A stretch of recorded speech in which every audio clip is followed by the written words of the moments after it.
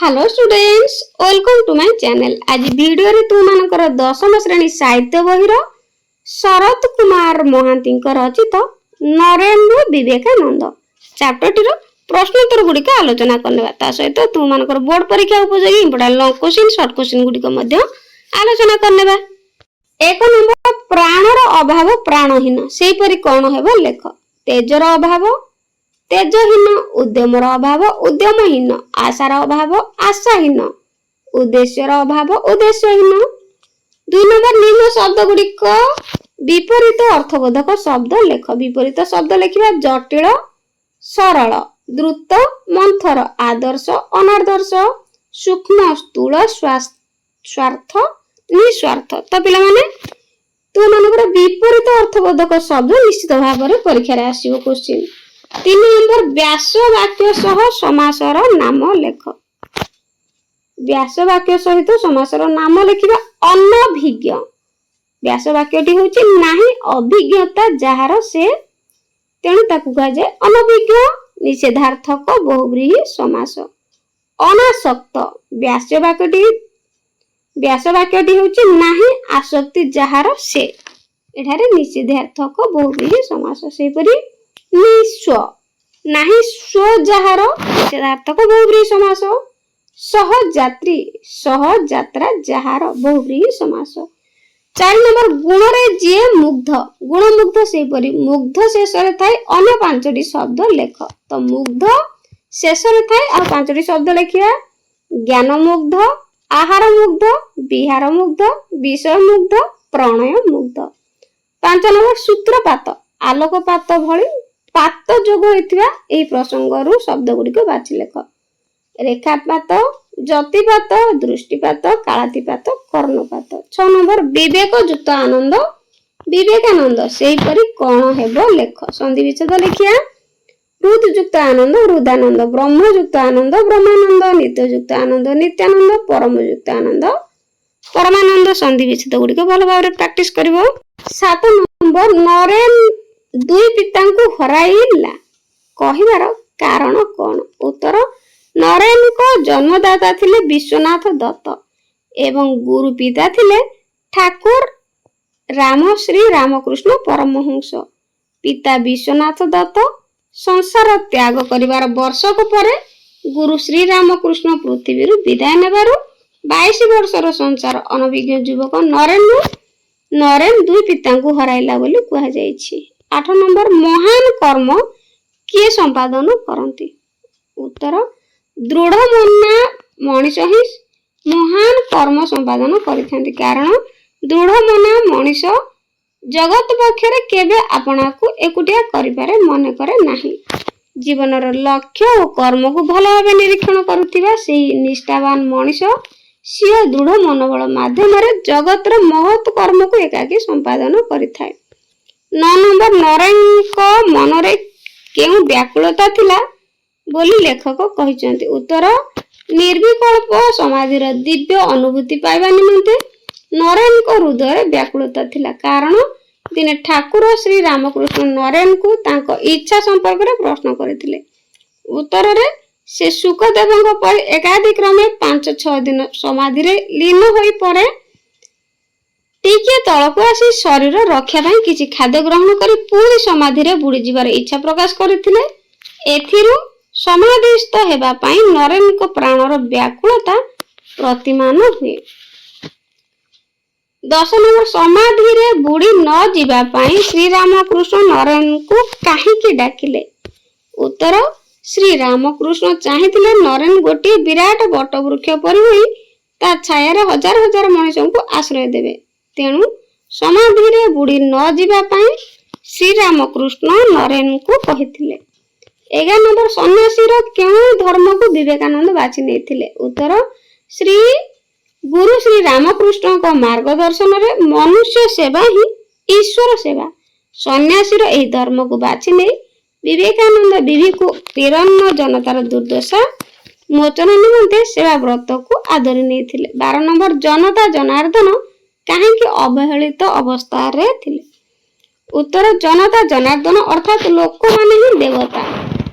ଏହି ଦେବତା ସଦୃଶ ଲୋକମାନଙ୍କର ସୁଖ ଦୁଃଖ ଅଭାବ ଅସୁବିଧା ବୁଝି ସେସବୁର ସମାଧାନ କରିବା ରାଜା ଓ ରାଜନୀତିଜ୍ଞ ମାନଙ୍କର କର୍ତ୍ତବ୍ୟ। କିନ୍ତୁ ସେମାନେ ନିଜ କର୍ତ୍ତବ୍ୟ ନ କରି ବରଂ ଜନତା ଜନାର୍ଦ୍ଦନଙ୍କୁ ସିଂହ ରାଜନୀତିକ ଛଳନାର ଶିକାର କରୁଥିବାର ସେମାନେ ଅବହେଳିତ ଅବସ୍ଥାରେ କାଳ କାଟୁଥିଲେ।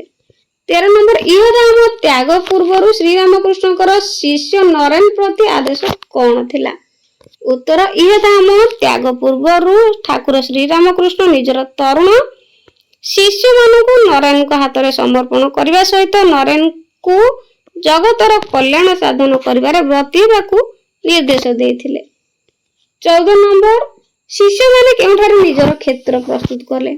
ଉତ୍ତର ଠାକୁର ଶ୍ରୀରାମକୃଷ୍ଣ ଇହଧାମ ତ୍ୟାଗ କରିବା ପରେ ତାଙ୍କ ତରୁଣ ଶିଷ୍ୟମାନେ ନିଃସ୍ୱ ଓ ସଂସାର ଅନଭିଜ୍ଞ ହୋଇଯାଇଥିଲେ। ସେମାନଙ୍କୁ ଠାକୁରଙ୍କର ଜଣେ ଗୃହସ୍ଥ ଭକ୍ତ ଶ୍ରୀ ସୁରେଶ ଚନ୍ଦ୍ର ମିତ୍ର ବରାହନଗର ଠାରେ ଥିବା ତାଙ୍କର ଗୋଟିଏ ପୁରୁଣା କୋଠା ଛାଡ଼ିଦେଲେ। ସେହି ପରିତ୍ୟକ୍ତ ଭୂତ କୋଠିରେ ହିଁ ଶିଷ୍ୟମାନେ ନିଜର କ୍ଷେତ୍ର ପ୍ରସ୍ତୁତ କରିଥିଲେ।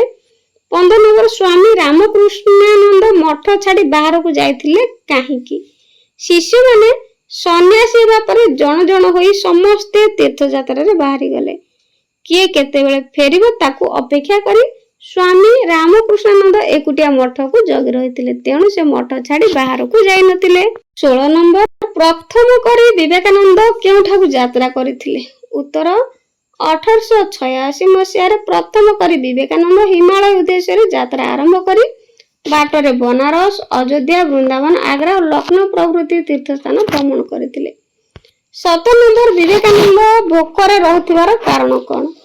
ଉତ୍ତର ବିବେକାନନ୍ଦଙ୍କ ପରିଭ୍ରମଣର ଉଦ୍ଦେଶ୍ୟ ଥିଲା ବିଶାଳ ଭାରତବର୍ଷ ତଥା ତାର ଦରିଦ୍ର ଜନତା ସହିତ ଘନିଷ୍ଠ ଭାବେ ପରିଚିତ ହେବା।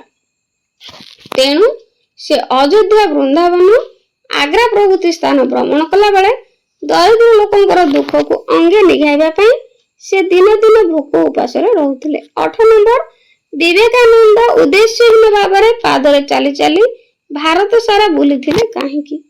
ଉତ୍ତର 2 ଥର ଭ୍ରମଣ ଅଭିଜ୍ଞତାରୁ ବିବେକାନନ୍ଦ ସମାଜରେ କୁଡ଼ କୁଡ଼ ଆବର୍ଜନା ଜମି ରହିଥିବାର ଦେଖିଥିଲେ। ସେସବୁକୁ ଦୂର କରିବାର ବ୍ୟାକୁଳତା ତାଙ୍କୁ ଶାନ୍ତିରେ ରଖେଇ ଦେଇନଥିଲା। କିନ୍ତୁ କିଛି ବାଟ ନ ପାଇବାର କ୍ରୋଧରେ ସେ ଝଡ଼ ପରି ଉଦ୍ଦେଶ୍ୟହୀନ ଭାବେ ପଦବ୍ରଜରେ ସାରା ଭାରତ ଭ୍ରମଣ କରିଥିଲେ। 19 ନମ୍ବର କେଉଁ ଘଟଣାରେ ବିବେକାନନ୍ଦଙ୍କ ହୃଦୟ ବିଚଳିତ ହୋଇଥିଲା? ଉତ୍ତର ଦିନକୁ ମୁଠାଏ ଭାତ ନ ପାଇ ଗଛର ପତ୍ର ଓ ଚେର ଖାଇ ଭୋକ ମାରୁଥିବା ଅଗଣିତ ବୁଭୁକ୍ଷୁ ଜନତାର ଦୁଃଖକୁ ନିଜ ଆଖିରେ ଦେଖି ବିବେକାନନ୍ଦଙ୍କ ହୃଦୟ ବିଗଳିତ ହେଉଥିଲା। 20 ନମ୍ବର ଭୋକିଲା ପେଟରେ ଧର୍ମ ଅନାବଶ୍ୟକ, ଏହା କାହାର ଉକ୍ତି ଥିଲା? ମନୁଷ୍ୟ ପିଲାମାନେ ଏ ଉକ୍ତିଟି କାହାର ଥିଲା ଯେ ଭୋକିଲା ପେଟରେ ଧର୍ମ ଅନାବଶ୍ୟକ? ଉତ୍ତର ଭୋକିଲା ପେଟରେ ଧର୍ମ ଅନାବଶ୍ୟକ ଏହି ଉକ୍ତିଟି ମାର୍କସ ବା ତାଙ୍କର ଅନୁଗାମୀ ମାନଙ୍କର ବୋଲି ଅନୁମାନ କରିବା ସ୍ୱାଭାବିକ ହେଲେ ମଧ୍ୟ ଯଥାର୍ଥରେ ଏହି ଉକ୍ତି ଥିଲା ଶ୍ରୀରାମଙ୍କର, ଠାକୁର ଶ୍ରୀରାମକୃଷ୍ଣଙ୍କର। କାରଣ ଏହି ଉକ୍ତିଟିକୁ ନରେନ ତାଙ୍କ ଗୁରୁ ଠାକୁର ଶ୍ରୀରାମକୃଷ୍ଣଙ୍କ ଠାରୁ ଶୁଣିଥିଲେ। 21 ନମ୍ବର ମଣିଷର ପ୍ରକୃତ ଶତ୍ରୁ କିଏ ବୋଲି ବିବେକାନନ୍ଦ ଭାବିଲେ? ଉତ୍ତର ବିବେକାନନ୍ଦ ଦେଖିଲେ ସାରା ଦେଶରେ ଦାରିଦ୍ର୍ୟ ନିରଙ୍କୁଶ ରାଜତ୍ୱ। ଦିଓଳି ଦିମୁଠା ଖାଇବାକୁ ନ ପାଇ ଅଗଣିତ ମଣିଷ ଅର୍ଦ୍ଧାହାର ଅନାହାରରେ କାଳାତିପାତ କରୁଛନ୍ତି। ତେଣୁ ପ୍ରବଳ ପ୍ରତାପୀ ଦାରିଦ୍ର୍ୟ ରୂପୀ ରାକ୍ଷସକୁ ହିଁ ବିବେକାନନ୍ଦ ମଣିଷର ପ୍ରକୃତ ଶତ୍ରୁ ବିବେଚନା କରିଥିଲେ। 22 ନମ୍ବର ବିବେକାନନ୍ଦଙ୍କର ଅସଲ ଶକ୍ତି କଣ? ଉତ୍ତର ଚୁମ୍ବକ ଲୁହାକୁ ତା ଆଡକୁ ଟାଣି ନେବା ପରି ଲୋକମାନଙ୍କୁ ଉପଦେଶ ଦେଇ ଧର୍ମ ଓ ତ୍ୟାଗ ମାର୍ଗର ପଥିକ କରାଇବା ହିଁ ଥିଲା ବିବେକାନନ୍ଦଙ୍କର ଅସଲ ଶକ୍ତି। 23 ନମ୍ବର ଶେଷରେ ବିବେକାନନ୍ଦ କଣ କରିବାକୁ ସ୍ଥିର କଲେ? ଉତ୍ତର ଶେଷରେ ବିବେକାନନ୍ଦ ସ୍ଥିର କରିଥିଲେ ଯେ ତାଙ୍କୁ ଦରିଆ ପାରି ଯିବାକୁ ପଡିବ। ଦୁଃଖ ଦାରିଦ୍ର୍ୟ ଭିତରେ କାଳ କାଟୁଥିବା ଜନତାର ମଙ୍ଗଳ ପାଇଁ ବହୁ ସମ୍ଭାବନାମୟ ବିଦେଶ ଯାତ୍ରାରେ ଯିବା ପାଇଁ ସେ ସଂକଳ୍ପବଦ୍ଧ ହୋଇଥିଲେ।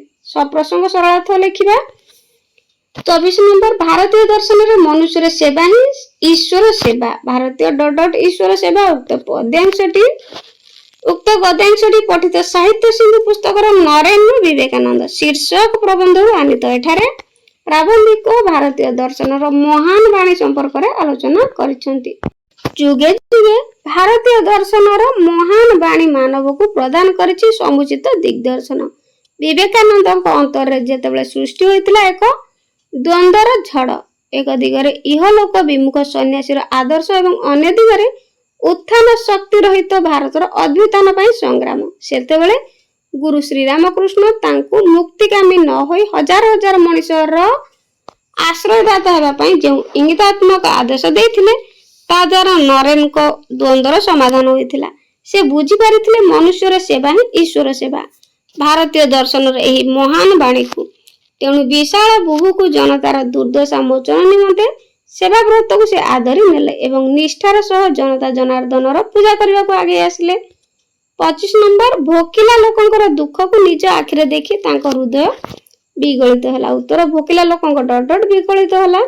ଉକ୍ତ ପ୍ରବନ୍ଧାଂଶଟି ଶରତ କୁମାର ମହାନ୍ତିଙ୍କ ରଚିତ ନରେନ୍ଦ୍ର ବିବେକାନନ୍ଦ ନାମକ ପ୍ରବନ୍ଧରୁ ଆସିଅଛି। ଏଠାରେ ପ୍ରାବନ୍ଧିକ ବିବେକାନନ୍ଦଙ୍କ ସହୃଦୟତାର ଚିତ୍ର ଅଙ୍କନ କରିଛନ୍ତି।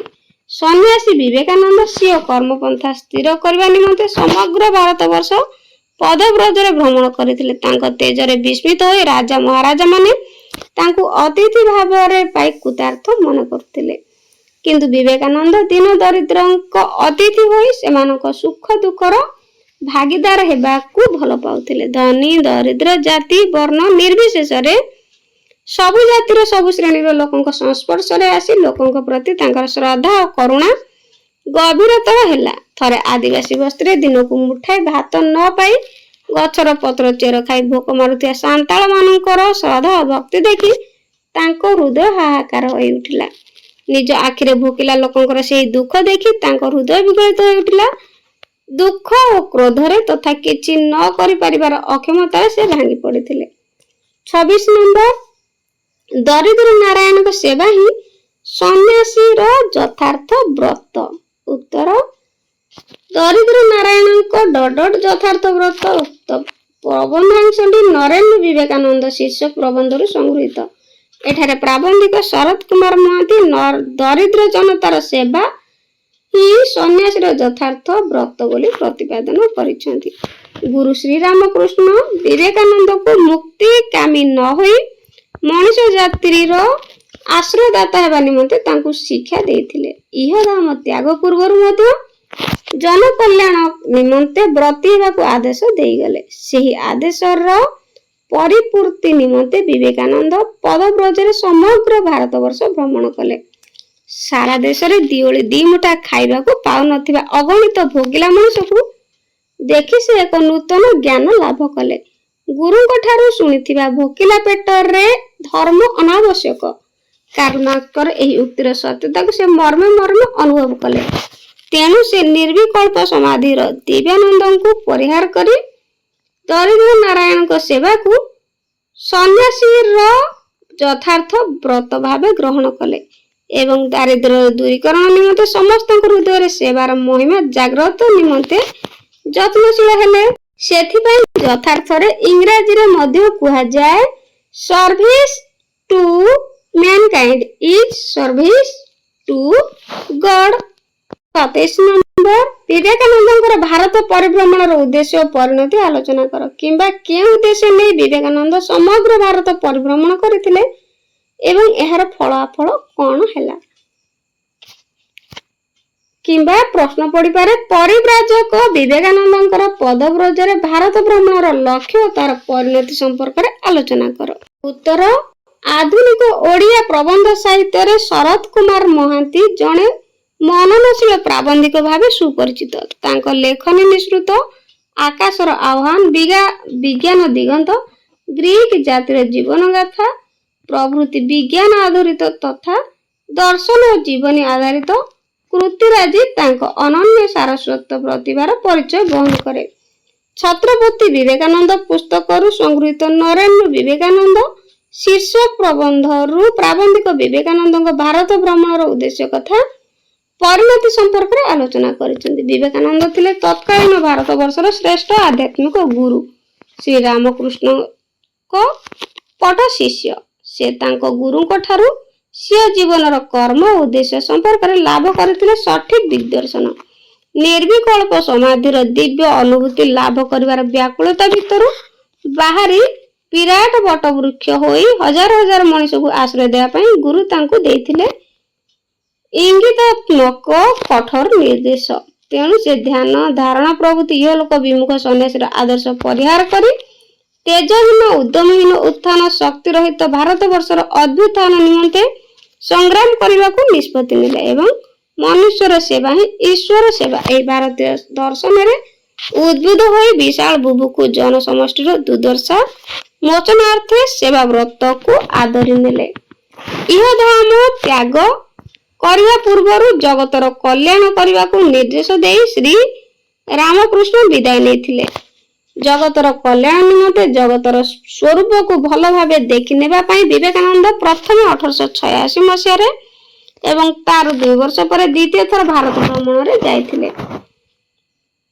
ଏହି 2 ଥର ଭ୍ରମଣ ଅଭିଜ୍ଞତାରୁ ସେ ଦେଖିଥିବା ସମାଜର କୁଢ଼ କୁଢ଼ ଆବର୍ଜନାକୁ ଦୂର କରିବାର ବ୍ୟାକୁଳତା ତାଙ୍କୁ ଶାନ୍ତିରେ ରଖିଦେଇ ନଥିଲା। ପରିଶେଷରେ ଦେଶକୁ ଭଲ ଭାବରେ ତନଖି ନେବା ପାଇଁ ପାଦରେ ଚାଲି ଚାଲି ସାରା ଭାରତବର୍ଷ ଭ୍ରମଣ କରିଥିଲେ। ସେ ବରାହନଗର ତ୍ୟାଗ କଲା ବେଳେ ଗୁରୁ ଭାଇମାନଙ୍କୁ କହିଥିଲେ ଯେତେ ଦିନ ସ୍ପର୍ଶ ମାତ୍ରକେ ଅପରର ଜୀବନ ପରିବର୍ତ୍ତିତ କରିବା ପରି ଶକ୍ତି ଉପାର୍ଜନ ନ କରିପାରିବି ସେତେ ଦିନ ଯାଏ ଫେରିବି ନାହିଁ। ପୁନଶ୍ଚ କାଶୀଠାରେ ତାଙ୍କ ଭକ୍ତଙ୍କ ଠାରୁ ବିଦାୟ ନେବା ବେଳେ କହିଥିଲେ ମୁଁ ଯାଉଛି, ଯେତେ ଦିନ ଏହି ଗଳିତ ସମାଜ ଉପରେ ବୋମା ପରି ଫାଟି ନ ପଡିଛି ସେତେ ଦିନ ଯାଏ ମୁଁ ଆଉ ଫେରିବି ନାହିଁ। ପ୍ରତିଜ୍ଞା ସାର୍ଥକ ବିବେକାନନ୍ଦ ସାରା ଭାରତ ଭ୍ରମଣ କରି ଧନୀ ଦରିଦ୍ର ଉଚ୍ଚ ନିଚ ସବୁ ଜାତିର ଓ ସବୁ ଶ୍ରେଣୀର ଲୋକଙ୍କ ସଂସ୍ପର୍ଶରେ ଆସି ମଣିଷ ପ୍ରତି ତାଙ୍କର ଶ୍ରଦ୍ଧା ଓ କରୁଣା ଗଭୀରତର ହେଲା। ଦିନକୁ ମୁଠାଏ ଭାତ ପାଉନଥିବା ଭୋକିଲା ଲୋକଙ୍କୁ ଦେଖି ତାଙ୍କ ହୃଦୟ ହାହାକାର କରି ଉଠିଲା। ସାରା ଦେଶର ଅଗଣିତ ବୁଭୁକ୍ଷୁ ଜନତାଙ୍କୁ ଦେଖି ସେ ଏକ ନୂତନ ଜ୍ଞାନ ଲାଭ କଲେ। ଭୋକିଲା ପେଟରେ ଧର୍ମ ଅନାବଶ୍ୟକ। ତେଣୁ ସେ ଦରିଦ୍ର ନାରାୟଣଙ୍କ ସେବାକୁ ସନ୍ନ୍ୟାସୀର ଯଥାର୍ଥ ବ୍ରତ ବୋଲି ବିବେଚନା କରି ଦରିଦ୍ର ଦାନବ ବିରୋଧରେ ଯୁଦ୍ଧ ଘୋଷଣା କଲେ। ମଣିଷକୁ ନ ବଦଳାଇ ପୁରୁଣା ସମାଜକୁ ଭାଙ୍ଗି ନୂତନ ସମାଜ ଗଠନ ଅସମ୍ଭବ ବୋଲି ବିବେଚନା କରି ସେ ଧନୀ ଦରିଦ୍ର ନିର୍ବିଶେଷରେ ସମସ୍ତଙ୍କ ହୃଦୟରେ ସେବାର ମହିମା ଜାଗ୍ରତ କରିବାକୁ ଚେଷ୍ଟା କରିଥିଲେ। ଏହି ନିଃସ୍ୱ ସନ୍ନ୍ୟାସୀଙ୍କ ସଂସ୍ପର୍ଶରେ ଆସୁଥିବା ଧନୀ ଦରିଦ୍ର ମୂର୍ଖ ପଣ୍ଡିତ ନିର୍ବିଶେଷରେ ସମସ୍ତଙ୍କର ବଞ୍ଚିବାର ଢଙ୍ଗ ବଦଳି ଯାଇଥିଲା। କିଛି ପାଇବା ପରିବର୍ତ୍ତେ ଦେବା ପାଇଁ ସେମାନେ ଆଗଭର ହେଉଥିଲେ।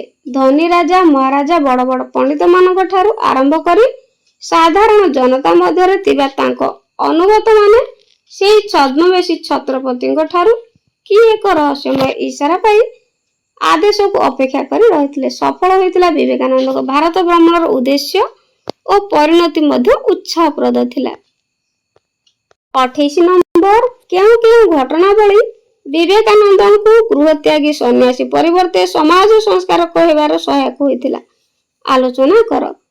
କିମ୍ବା କେଉଁ ଘଟଣା ଗୁଡିକ ବିବେକାନନ୍ଦଙ୍କୁ ସମାଜ ସଂସ୍କାରକ ରୂପେ ସ୍ୱୀକୃତି ଦେଇଛି ତାର ସ୍ୱରୂପ ଉନ୍ମୋଚନ କର। ଉତ୍ତର, ଆଧୁନିକ ଓଡ଼ିଆ ପ୍ରବନ୍ଧ ସାହିତ୍ୟରେ ଶରତ କୁମାର ମହାନ୍ତି ଜଣେ ମନନଶୀଳ ପ୍ରାବନ୍ଧିକ ଭାବେ ପରିଚିତ। ବିଜ୍ଞାନ, ଦର୍ଶନ, ସାହିତ୍ୟ, ସମାଜ ଓ ଆଧ୍ୟାତ୍ମିକତାକୁ ଭିତ୍ତି କରି ରଚିତ ତାଙ୍କର ବହୁ ପ୍ରବନ୍ଧରେ ପ୍ରବନ୍ଧ ସାହିତ୍ୟ ହୋଇଛି ରୁଦ୍ଧିମନ୍ତ।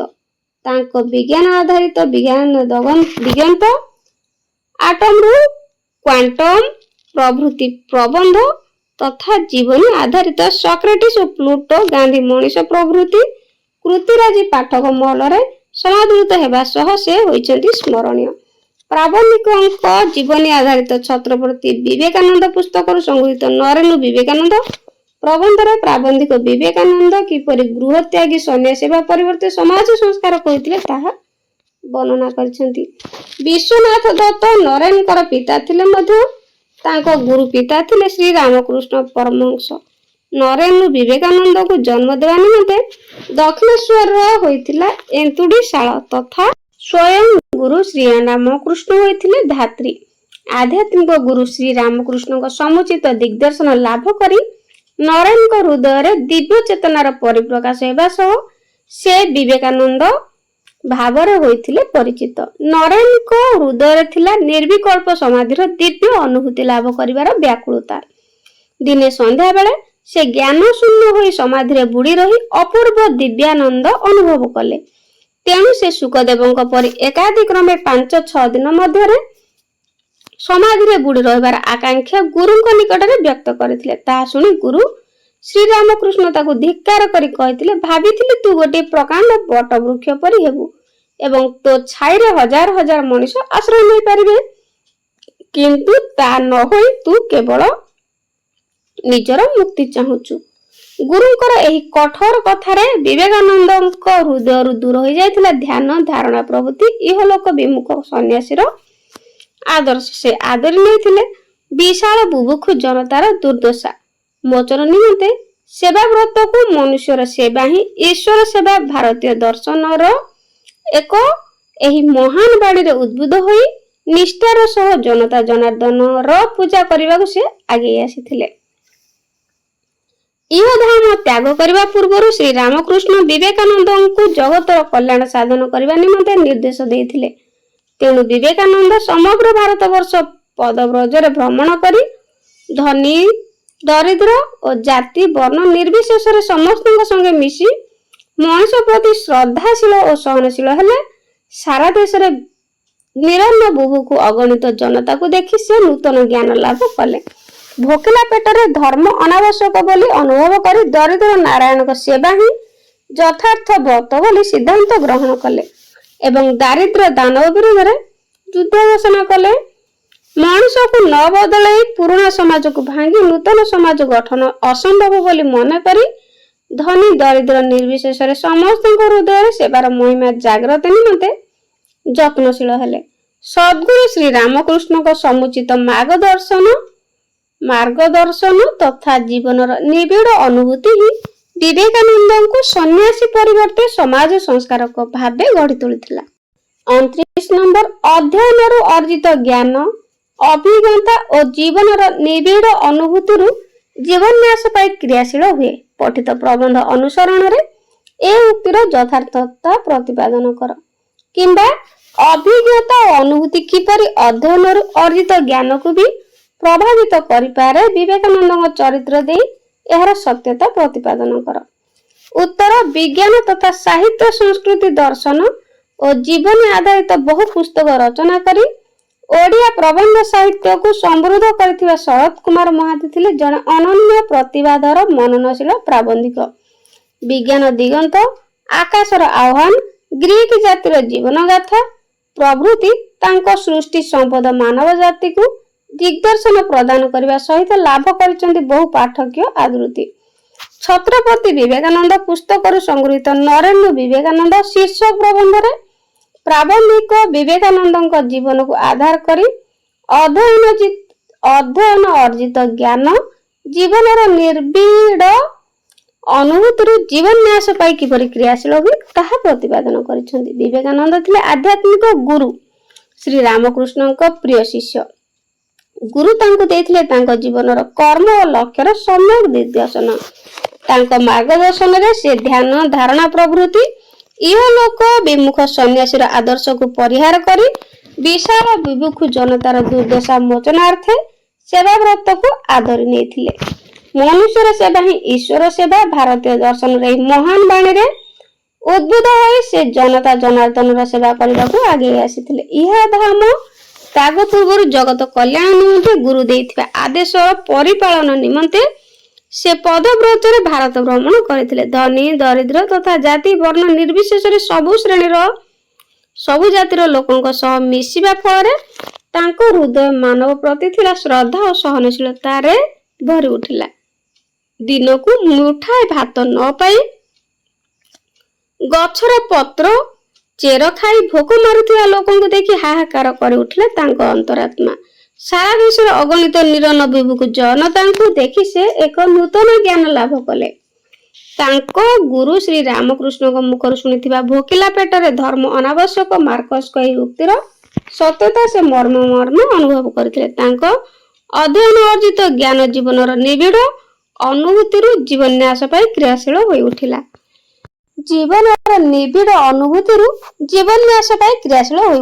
ଦରିଦ୍ର ନାରାୟଣଙ୍କ ସେବାକୁ ସନ୍ନ୍ୟାସୀର ଯଥାର୍ଥ ବ୍ରତ ବୋଲି ବିବେଚନା କରି ସେ ଦାରିଦ୍ର୍ୟ ବିରୋଧରେ ଖଡ୍ଗ ଉତ୍ତୋଳନ କଲେ। ପୁରୁଣା ସମାଜକୁ ଭାଙ୍ଗି ନୂତନ ସମାଜ ଗଠନ ପାଇଁ ସମସ୍ତଙ୍କ ହୃଦୟରେ ସେବାର ମହିମା ଜାଗ୍ରତ ନିମନ୍ତେ କ୍ରିୟାଶୀଳ ବା ଯତ୍ନଶୀଳ ହେଲେ। ଉଚ୍ଚ ଆଦର୍ଶ ଓ ଭକ୍ତିପୂତ ଜୀବନରୁ ସ୍ଖଳନକୁ ସହିପାରୁନଥିବା ବିବେକାନନ୍ଦଙ୍କ ହୃଦୟରେ କ୍ଷେତରୀରେ ବାଇଜୀଙ୍କ ମୀରା ଭଜନ ଗଭୀର ରେଖାପାତ କରିଥିଲା। ଅଧ୍ୟୟନ ଅର୍ଜିତ ଜ୍ଞାନ ଜୀବନ୍ୟାସ ପାଇଁ କ୍ରିୟାଶୀଳ ହେଲା। ତାଙ୍କ ହୃଦୟରେ ସୃଷ୍ଟି ହେଲା ବଡ଼ ପରିବର୍ତ୍ତନ। ତେଣୁ ସେ ସେହି ମୀରାବାଇ ଜୀଙ୍କ କଥା କେବଳ ତାଙ୍କ ଶିଷ୍ୟମାନଙ୍କୁ ନୁହେଁ ଭଗିନୀ ନିବେଦିତାଙ୍କୁ ମଧ୍ୟ କହିଥିଲେ। ବାସ୍ତବିକ ବିବେକାନନ୍ଦଙ୍କ ଅଧ୍ୟୟନ ଅର୍ଜିତ ତାଙ୍କ ଜ୍ଞାନ ଜୀବନର ନିବିଡ଼ ଅନୁଭୂତିରୁ ଜୀବନ୍ୟାସ ପାଇଁ ପୂର୍ଣ୍ଣ ମାତ୍ରାରେ କ୍ରିୟାଶୀଳ ହୋଇ ଉଠି ତାଙ୍କୁ ସନ୍ନ୍ୟାସୀର ସମାଜ ସଂସ୍କାରକ ଭାବେ ଗଢ଼ି ତୋଳିଛି। ଏଥିରେ ଅଣୁମାତ୍ର ସନ୍ଦେହ ନାହିଁ।